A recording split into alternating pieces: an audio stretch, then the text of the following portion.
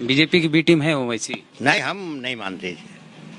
BJP से जब उसका साठ गांठ नहीं है तो बीजेपी का वो क्या बी टीम बनेगा। सोशल वर्कर है, काम करता है वैसी जी। वैसे सोशल वर्कर है। अभी भी आप अगर कमी हो जाइए हैदराबाद, वो गरीबों को बहुत मदद करता है, समझा कि नहीं।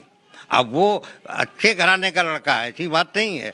देखता हूँ कि टू दी पॉइंट जो जवाब देता है, किसी की माँ की के दूध में इतनी ताकत नहीं कि उन्हें बोल ले। क्या नाम हुआ चाचा आपका? मेरा नाम है अब्दुल मजीद रजवी। यहाँ लिखा हुआ है मजीद अली रजवी। नहीं खाया अभी? अभी खाए क्या नहीं। साहब कौन सी जगह है ये? इस जगह का नाम है धर्मपुर, धर्मपुर आसनसोल। आसनसोल। तो इस बार चुनाव तो है बंगाल में? हाँ, चुनाव तो माने होने वाला है 2-4 महीने के बाद। क्या सोचा है? क्या सोचा? क्या सोचेंगे, अभी तो सोचना कुछ नहीं है। सोचना यही है कि जो हालत देश की कैसे सुधरे, इस पर गौर करना है। इसलिए कि तमाम सियासी पार्टियां आपस में लोगों को अलग बिलग करना चाहते हैं। और बोलिए, और क्या हम पूछ रहे हैं कि ओवैसी साहब चुनाव लड़ रहे हैं यहाँ दमखम से।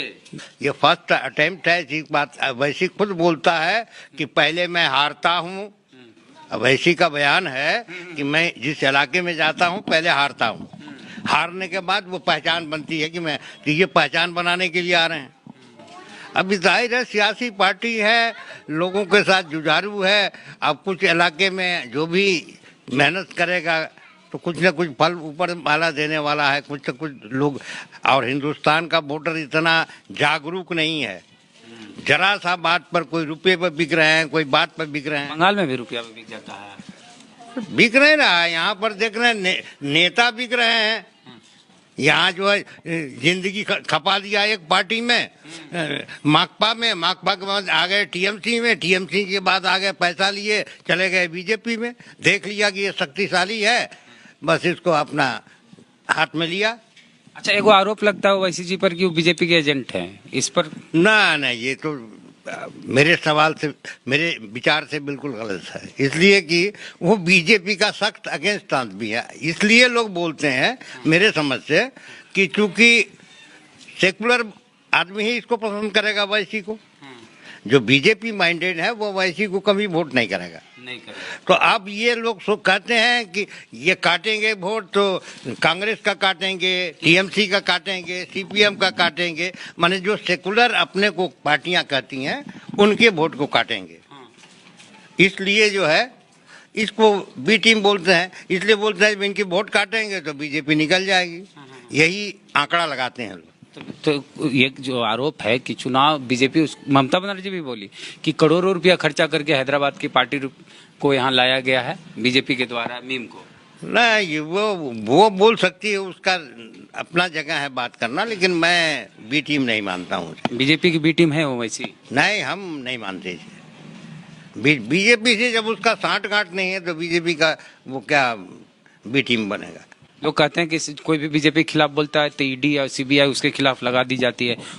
ये बात तो आंख से आप भी देख रहे हैं, हम भी देख रहे हैं। वैसे जी खिलाफ काहे नहीं ईडी और सीबीआई लगा? क्या ये सवाल है लोगों का। तो वो ऐसी कोई बात तो नहीं बोलता है कि बीजेपी के खिलाफ ऐसी बात नहीं बोलता, सवाल करता है। लेकिन वो जो भी पार्लियामेंट्री इसमें संवैधानिक बात बोलते हैं, संवैधानिक बात बोलते हैं, पार्लियामेंट में जो बोलता है उसको बोलता है।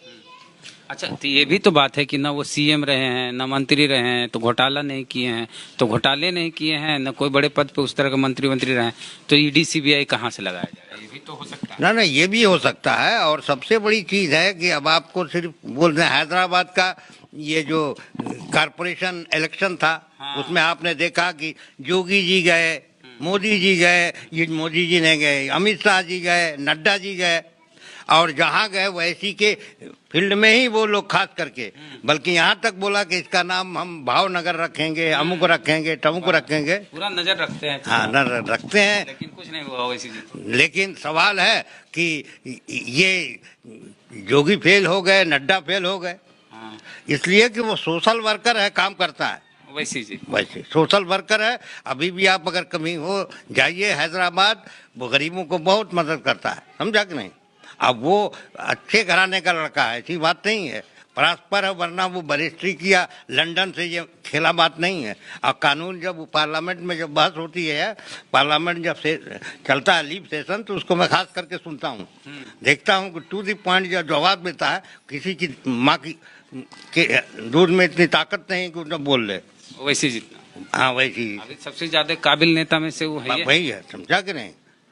तो सवाल है कि अब है कि उसने अपनी मुहिम चलाई है, अब धीरे धीरे जैसे अब बिहार में 5 हुआ, ये हुआ, कुछ होगा तो धीरे धीरे उसका एंटिसिपेशन है कि हम स्टैंड कर जाएंगे।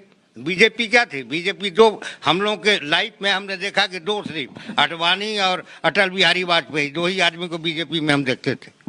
आज बीजेपी का पोजीशन है कि 303 और 304 का आंकड़ा पकड़ रहा है। तो आने वाले समय ओवैसी जी भी बड़े नेता हो सकते हैं, मे भी, लेकिन आप नहीं मानते कि ओवैसी बीजेपी के एजेंट? नहीं, मैं अच्छा, ममता जी तो बोले ओवैसी जी के गठबंधन करिए, दीदी तैयार नहीं हुई।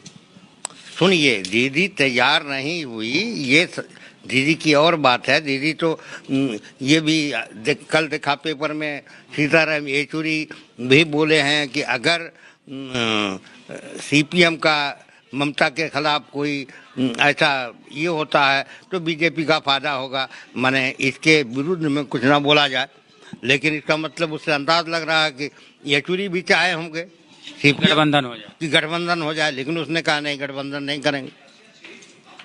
मकसद जो है, पॉलिटिकल लीडरों का एक एक अपना परव्यू है, समझा कि नहीं। तो माजिद अली रिजवी चचा की बात आप सुने, कैसा लगा, प्रतिक्रिया जरूर दें कि ओवैसी साहब के बारे में जो कुछ ये बोले उसे कितने सहमत हैं आप।